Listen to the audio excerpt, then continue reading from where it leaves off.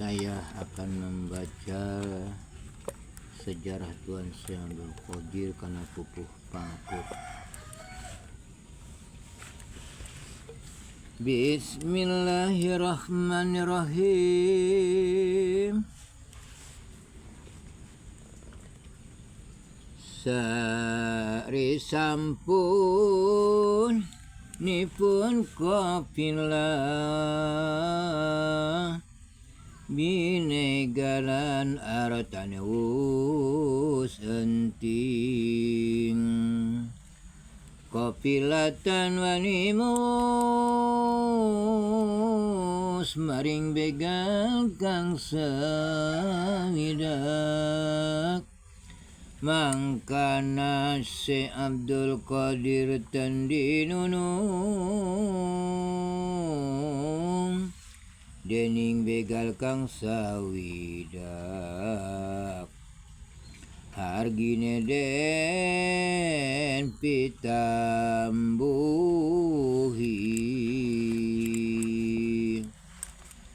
saparantosna eta pedagang teh dirampok ku begal harta bendana tosek. Eta pedagang henteu aya anu berani ngomong sakabehna ge oge. Eta pedagang anu 60 urang maka Tuan Syekh Abdul Qadir mah oge henteu langsung kumargi kapegat ku begal. Nu 60 begal nuker di pikamangmang.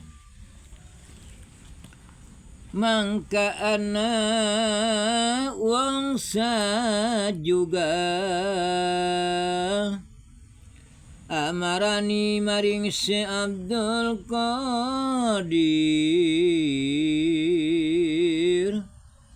tur asro dan diramus he pikir apa ingkang siragawa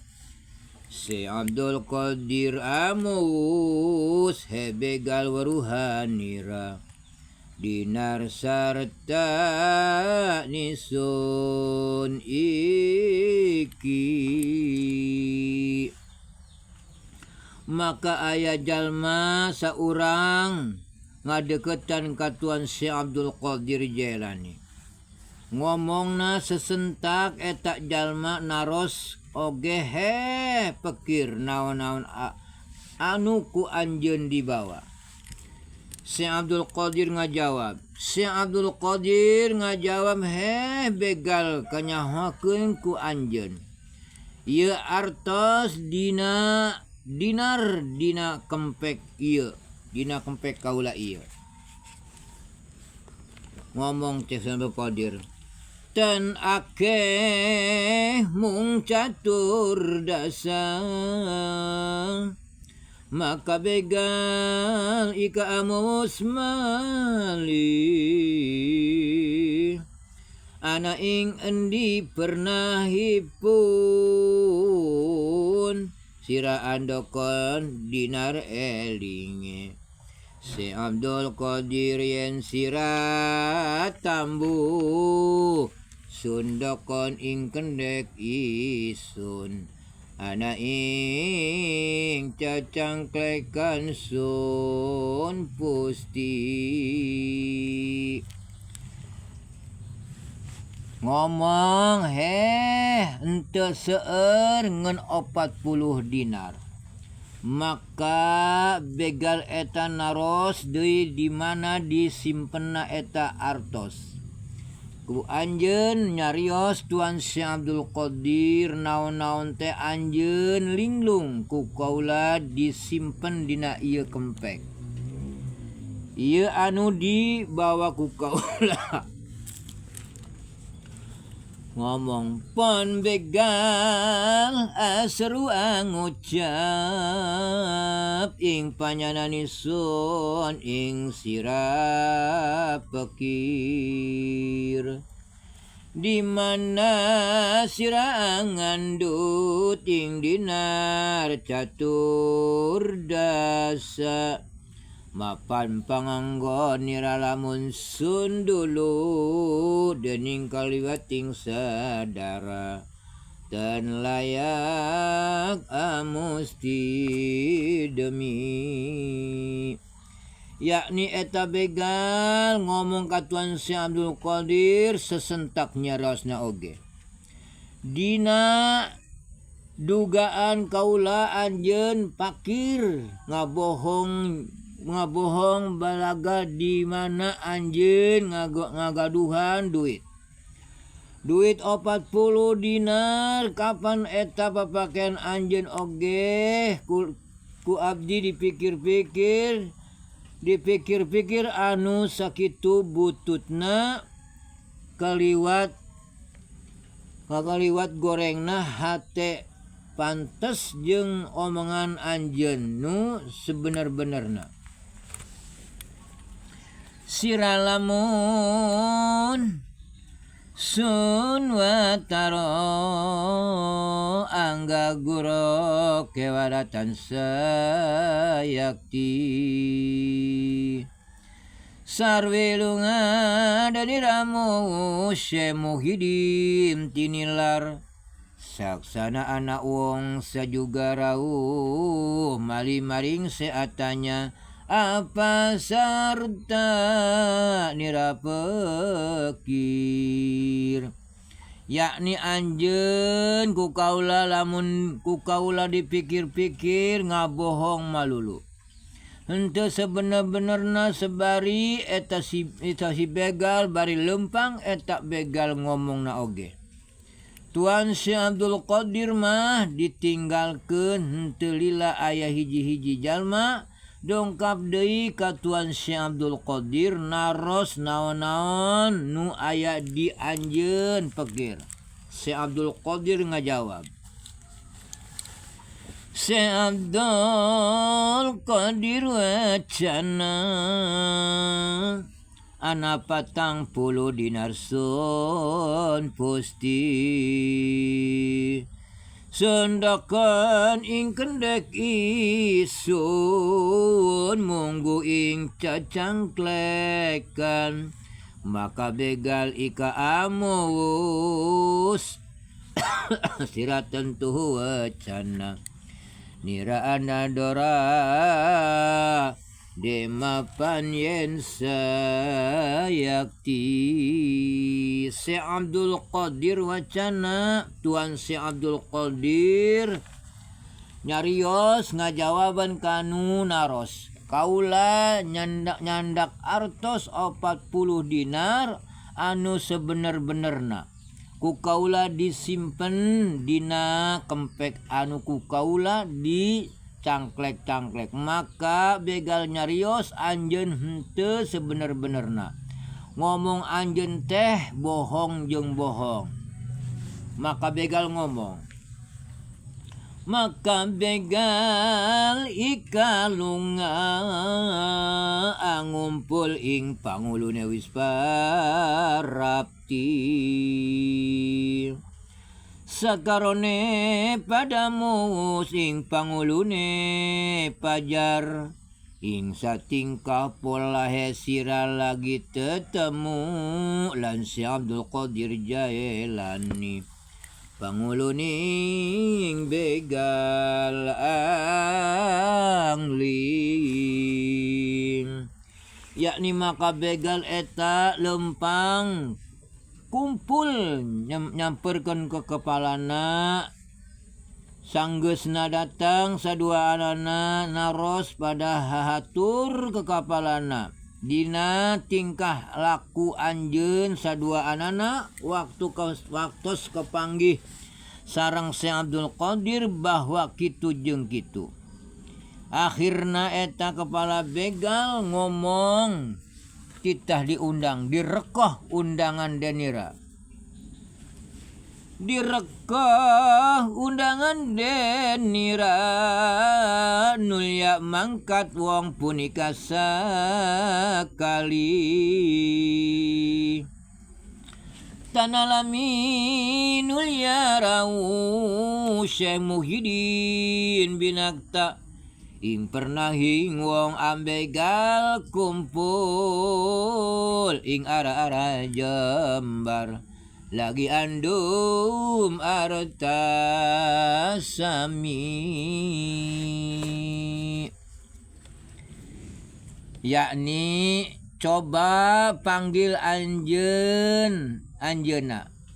tuluy berangkat eta jalma sadua anana henteu lila tuan tuluy dararatangan Tuan Syekh Abdul Qadir dicanda kana tempat jalma-jalma tukang begal kumpul dina sampalan anu luas keur ngabagi-bagi harta benda meunang ngarampog ardanani ngongkopinlah maka panguluning begal angling maring Syekh Muhyiddin Asaru apakang ana ing sira mangkana Syekh Abdul Qadir Amos ana isun mawi dinar catur dasa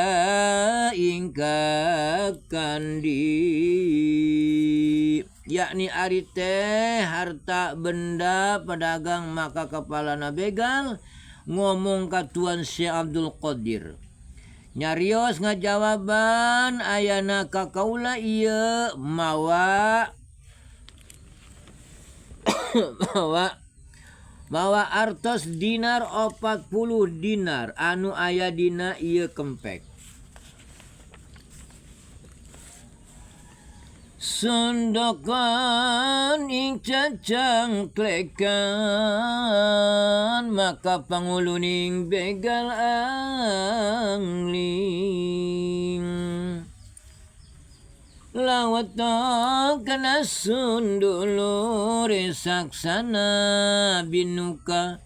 dinar sarta winilang ingarsanipun bener agunge catur dasa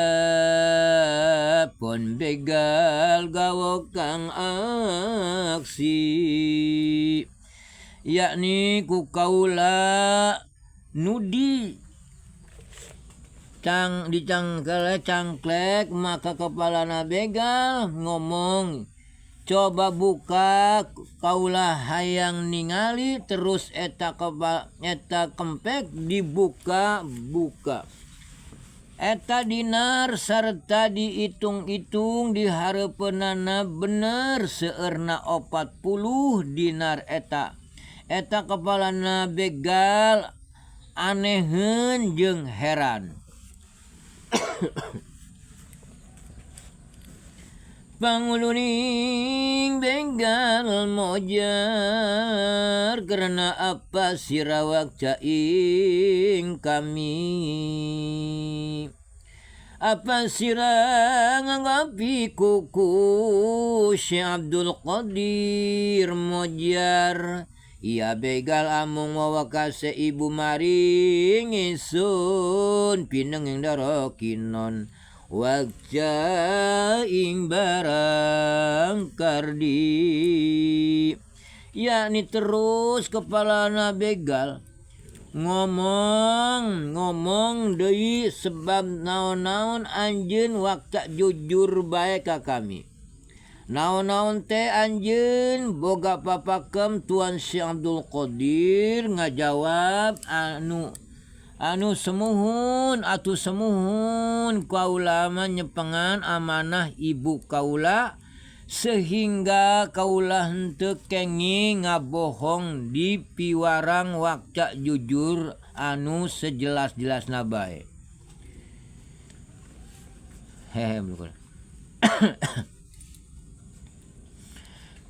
begal weruhan nira doking wes manisun due perjanggi satuhune ibu nisun asar wakase akon bener pinenging linyok isun lan isun ora khianat maring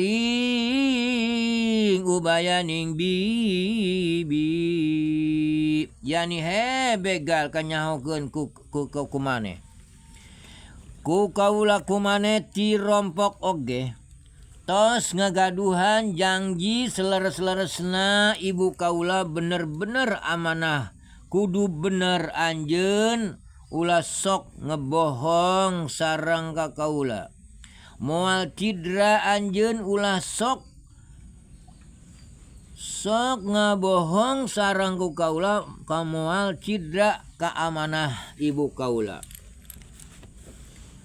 maka panguluning begal ami harsa wawasese Abdul Qadir keraos inalani puna puaro karunya sahamus aris yen mangkenen isun ingkang kaliwat-liwating ala khianat janji ning widi maka kepala begal nguping kana cariosan Tuan Syekh Abdul Qadir Jailani karasa dina hatena manipu hara matak pikarunyangeunana saha ieu nu nyarios kitu teh karena upami ku kaula mah anu pohara leuwih gorengna janji jalma anu cidra kana janji ti Gusti anu Maha Suci Insun lumakudur jana ing samongko wis pirang-pirang warsi khianat ing nyawang sukma agung parandene yen sun etang yen mangkono sira tekane wong luhung dening ten harsa khianat ing janji ning yayah bibi esun kang kaliwat ala anarang janji ning sukma jati risaksana tanah santun panguluning begal nulia tobatan arsa malikayun yen lumampay durjana tobat maring semuhidin kancanane bersama mujad pangulunisun para mulaning atobat dewek tenayun angajak ing manira mapan salawase manira lumakudur jana pakanira mangko tobat pribadi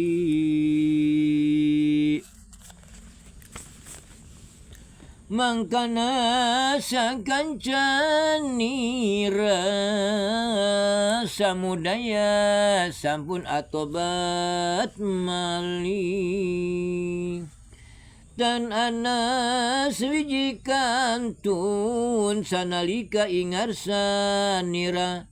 Si Abdul Qadir bersama kumpul sagunging wong kang ambegal arataning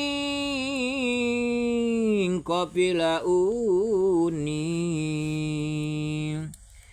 anguli akan sedaya sewang-sewangan ingkang andueni milik Si Abdul Qadir amo satune ikilah wiwitaning wong tobat ingarsani sun si gegandaten kawarna wonten kang winus malih wallahu a'lam bisawab amin amin ya rabbal alamin. Ditutup. Assalamualaikum warahmatullahi wabarakatuh.